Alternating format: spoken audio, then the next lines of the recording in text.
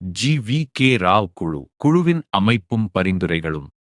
இந்த குழு 1985 ஆண்டு திட்டக்குழுவால் நியமிக்கப்பட்டது. அதிகாரத்துவத்தின் அதிகப்படியான தலையீடு காரணமாக வளர்ச்சி நடைமுறைகள் படிப்படியாக உள்ளாட்சி அமைப்புகளில் இருந்து பறிக்கப்படுகின்றன என்று குழு கண்டறிந்தது. அதாவது அதிகாரிகளின் அளவுக்கு அதிகமான தலையீடு உள்ளாட்சி அமைப்புகளின் வளர்ச்சி பணிகளை பலவீனப்படுத்துகிறது என்பதை இக்குழு சுட்டிக்காட்டியது. இதற்கு தீர்வாக இந்த குழு சில முக்கிய பரிந்துரைகளை வழங்கியது. முதலாவது, ஜில்லா பரிஷத்துக்கு, அதாவது மாவட்ட பஞ்சாயத்துக்கு அதிக முக்கியத்துவம் கொடுக்க வேண்டும். இரண்டாவது, மாவட்ட வளர்ச்சி ஆணையர் பதவி உருவாக்கப்பட வேண்டும். இது ஜில்லா பரிஷத்தின், அதாவது மாவட்ட பஞ்சாயத்தின் தலைமை நிர்வாக அதிகாரியாக செயல்பட வேண்டும்.